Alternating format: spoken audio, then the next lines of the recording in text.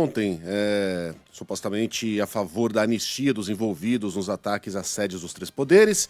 Temos números aqui que falam numa manifestação grande, mas nada parecido com aquilo desejado, né?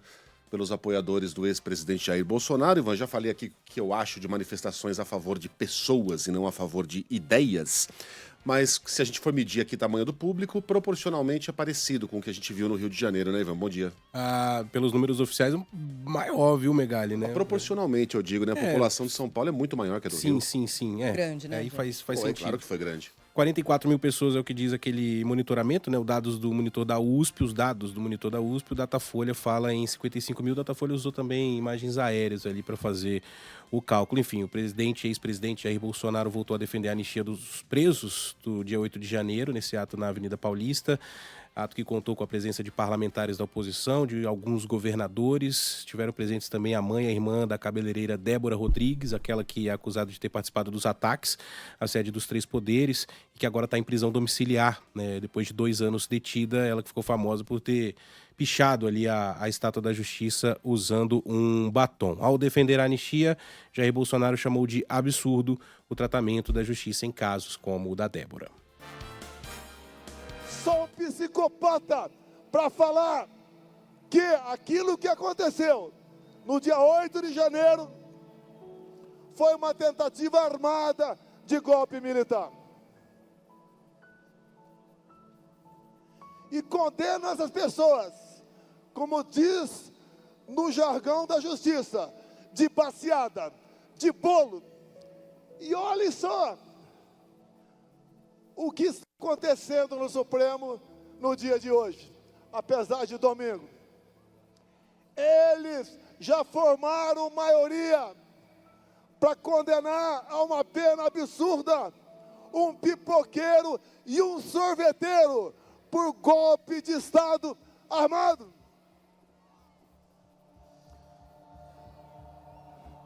É inacreditável o que acontece. Só para fazer abrir um parêntese aqui, né? Essa sonorização aí das falas do Bolsonaro, a gente coloca aqui na rádio, às vezes a pessoa está ouvindo, as outras sonoras que a gente vai soltar dele aqui também, as outras falas estão sonorizadas, mas é uma sonorização lá, do protesto, né? É o som do trio elétrico. Esse discurso do presidente durou quase 30 minutos. Não, eu só queria explicar, Ivan, quem são esse pipoqueiro e o sorveteiro que foram citados pelo Bolsonaro. São 2 homens que foram condenados na última sexta-feira, 3 dias atrás, né? Por incitação ao crime e associação criminosa, apenas de 1 ano de prisão, tá? Os 2 condenados dizem que não participaram, melhor dizendo, dos ataques de 8 de janeiro, mas eles foram presos no dia 9 de janeiro, quando estavam acampados em frente ao quartel-general do Exército. Então, o pipoqueiro de Lajeado, que é o Carlos Antônio Eifler, de 55 anos, e o sorveteiro de Porto Seguro, na Bahia, que é o Otoniel Francisco da Cruz, de 45 anos, os 2 disseram que estavam pipocando e sorvetando, vendendo seus produtos, mas eles estavam acampados junto com aquelas pessoas e foram presos 1 dia depois. E soltos, tá?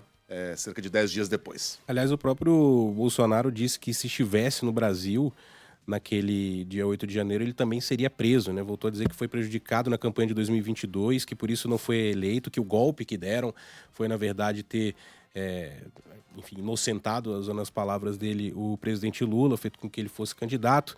Negou que vá fugir do país depois de ter se tornado réu, acusado de envolvimento na tentativa de golpe. Se acham que eu vou desistir, que eu vou fugir, estão enganados.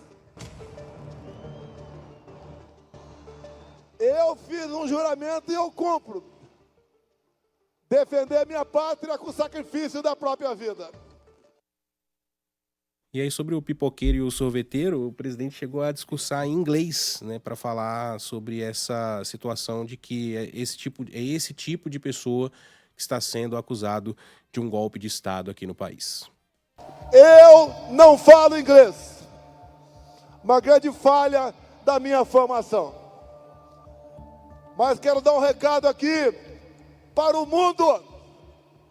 E depois eu faço a tradução para vocês. Popcorn, and ice cream sellers sentenced for coup d'etat em Brasil. Ou seja, corneteiro, sorveteiro e pipoqueiro dando golpe de Estado no Brasil.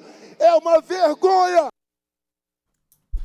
Bom, a manifestação de aliados do ex-presidente foi organizada pelo pastor Silas Malafaia. Foi o primeiro protesto depois que o Supremo aceitou a denúncia contra o ex-presidente e as outras 7 pessoas acusadas da tentativa de golpe em 2022. Outros núcleos ainda serão julgados.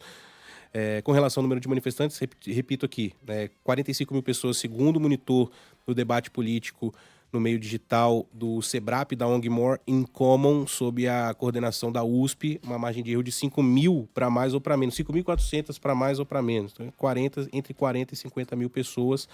55 mil pessoas foi o que apurou o Datafolha. A Polícia Militar falou que não divulga estimativa de público. A manifestação ocupou cerca de 3 quarteirões da Avenida Paulista.